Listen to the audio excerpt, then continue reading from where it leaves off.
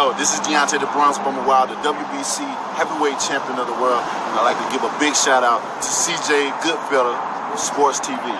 Bomb Squad, baby. Don't forget to check out our sponsor, The Health Blaze, at thehealthblaze.com. 100% all natural products from lotions, soaps, foot soaks, bath bombs, and much, much more. Use the promo code Goodfella1Boxing. Tell them your boy CJ Goodfella sent you, get 18% off. We out. All right, man, we back. Goodfella Sports TV. Josh Taylor did an interview with Seconds Out. I don't know which reporter it was. That's kind of Radio Raheem little platform and stuff. So he talked about that. He feel like he the man to beat Terence Crawford. But then I seen Will Stay Real TV, check his channel out. He said, will Josh Taylor challenge Devin Haney for the right race? And let's get into it. Hit that subscribe button, bell icon button, share the video. Let's talk about that first. You know what I'm saying? Josh Taylor should step up and challenge Devin Haney. But the problem is Devin Haney on the wrong side of the street. We talked about that last night. I did a video about the political thing. Devin Haney took the money. So that's another guy that, you know, Bob let Devin Haney fight Josh Taylor, you know, this early in his contract? You know, probably not, because he ain't gonna mess up that Jose Ramirez situation. You feel what I'm saying? But yeah, that's more than he can chew right now, Devin Haney, man. Even though he probably got more fights than Josh Taylor, about the same. Josh Taylor didn't been in America. He's a strong guy. So that might be one white boy that can put it on him. You know what I'm saying? Strong. He said in the interview that he comfortable I'll leave the interview in the description under sources. He said he comfortable making 40. He said all fighters pretty much struggle, but he not really struggling or killing himself to make weight. So he said he can stay at 40 for a while. Devin Haney a big 35. I think Devin Haney game plan gonna be to clean up the belts at 35 once Loma and Tio drop them, because whoever win it, they dropping down to 30 if Loma and Tio going up to 140. So like I said before, you know, Josh Taylor, Devin Haney, that's more he can chew. One thing Devin gonna have to do in that fight is learn as he go. And we didn't have fighters that learn as they go and get better in fight. One was Orlando Salido Lomachenko. Lomachenko figured out Salido's style later in the fight. So you do have guys that can adapt, that learn as they go. But the problem is, if you learn as you go, you don't have the power, the knockout power to stop guys, then you so far in point, you so far behind in point, especially if Devin got to jump to top rank, then you already know it's gonna be fishy on the scorecard. So, you know, at the end of the day, it's very, very few white boys in boxing, but the few prominent ones they got that they consider white boys, they can fight. You know what I'm saying? Tyson Fury can fight. Say what you want to say. You know, he can fight. You know, if you consider the Russians white boys, Kovalev, Baturbia, Gozvik, kind of Bivol is more Asian, I believe. You know, they can fight. Golovkin more Asian. You know what I'm saying? You know, you got Caleb Plant. He can fight. It's more and more white boys starting to pop up in boxing. You know what I'm saying? Breedis, he can fight. Usyk, he can fight.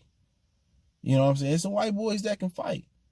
And they starting to fight just like brothers. You know, Dmitry Pirog was kind of he was ushering in that new, you know, slick style for Russian. He wasn't straight up and down. Victor Postol, that's another white boy that gave Devin Haney some problems. He gave Josh Taylor some problems. So he might upset Jose Ramirez. I was thinking about putting a little bit of money on that.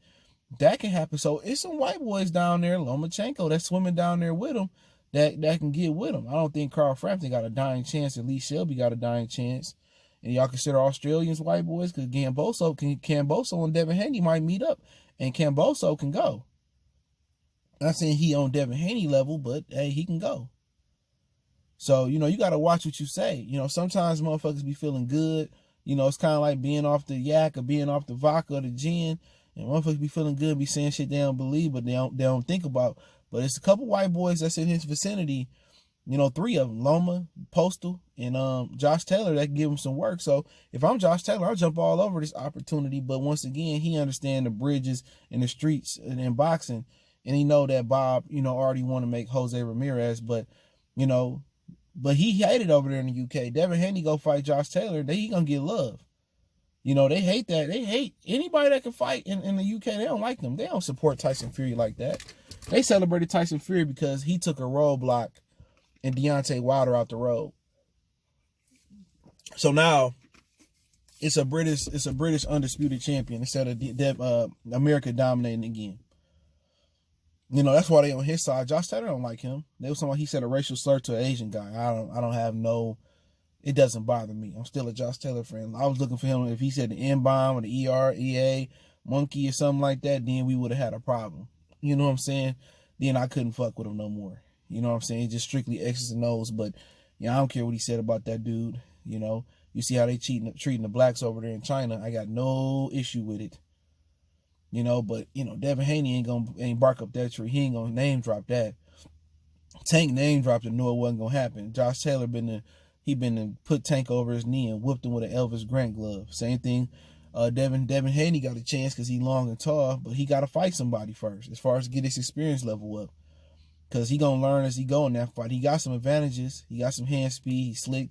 But once again, that's a white boy that go righty to lefty.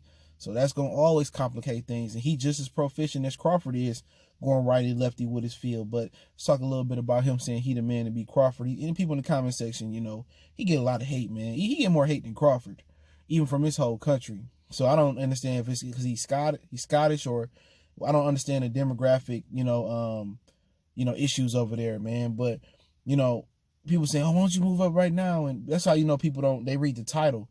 You know what I'm saying? That's the only thing motherfuckers do read on the internet is they read the title of a YouTube video. They don't watch the video. But a lot of times people put cliffhangers in there. They put clickbait in there, a little bit of clickbait in there. They put a question mark. People ignore that. And then they comment before watching the video. If you watch the video, he said any person that step into that ring or that's in the opposite corner, the fighter feels that he should be able to beat them. If you're not confident you can beat your opposition, then you shouldn't even be a boxer. That's what boxing is. Boxing is probably, they talking about like 50-60% mental. It got to be like 20-30% confidence level. You know what I'm saying? It's all about confidence. He supposed to go over there and say, well, I don't know if I could beat Terence Crawford. No, nigga, I could fuck him up. That's how you supposed to feel in boxing. They don't come with that beta male mentality that some of these fans and media got. You know what I'm saying? You supposed to believe you can win. If you don't believe it, who gonna believe in you? Ali believed he was the greatest before people seen it. He called this shot 8-ball quarter pocket. You know what I'm saying? And that's just the game. Y'all gotta respect these dudes being confident. But he said in the interview that he want to be undisputed. Then he'd think about moving up and making that move.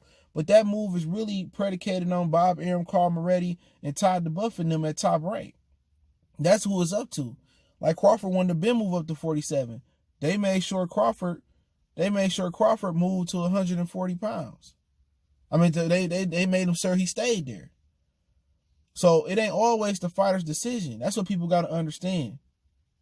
They didn't put my dog out the house. What he didn't do? My dog ain't did nothing. They always stay kicking my nigga out the house. They stay kicking Miles out the house. He don't even be doing nothing, dog. But I gotta get him a bath soon. So, but yeah, with Postal and not Postal, Taylor and Crawford, that's a good fight. I think he got to get a fight or two at 47 first, but if he get past Ramirez, which I feel he will, he's a way better fighter than Ramirez. Ramirez big and strong, but he don't pack the punch that Regis packed. He don't pack the speed that Regis packed neither. And Regis still talking about, I felt that I won. People don't know shit about boxing. That white boy beat your ass like 8-4. And the only reason you got 2 rounds at the end, I believe, on my card, is because the guy had an eye injury because you headbutted the nigga. So at the end of the day, man, I'm looking forward to Taylor and Crawford. If not, the Spence fight don't happen, I'm cool with it. Like I said the other night on our Spence and Crawford live debate, if you missed it, go check it out. Like I said, Spence would be wise to drag that fight to 54 so he can have more energy. You know what I'm saying? So he can not be drained. So if Taylor and Crawford to fight, I'm going to it. If it's in the UK, I ain't got no F's on my report card. I'll try to take my talents over there and go check that fight out. Wherever that fight going down there, I want to be a part of it. Because it'd be a good fight. I still favor Crawford, a little bit slick, but time is on Taylor's side. I believe Crawford probably gonna retire pretty soon, man. I got a feeling about that. So if they don't give him the fights he want, maybe he fight, Taylor, maybe Taylor and Teofimo Lopez is the fight to watch at 147 pounds. So that's just something to pay attention to for right now. I do appreciate everybody for checking in. I put the interview with Josh Taylor in the description on the source link, and I put the article. We already know about Devin Haney, so I ain't got to put that there. Don't forget we on Facebook, Instagram, Twitter. You can reach out to me on any of the social media platforms. You got business question, car response, video question, quickest way you can touch me is Twitter. So hit me up there, man. Want to make a donation, Cash App, PayPal. Appreciate the love, support. Shout out to James yesterday for the donation to Cash App. But other than that, let me know who you guys think about Devin and Taylor. And also think about Taylor and Crawford down the road. Or if you got an opinion on Jose Ramirez and Josh Taylor, let me know. One time for the one time. Goodfellas Sports TV. Hit that subscribe button, bell icon button. Sharing the videos, the best donation you can give me on the channel. Let's get the word out. We gone.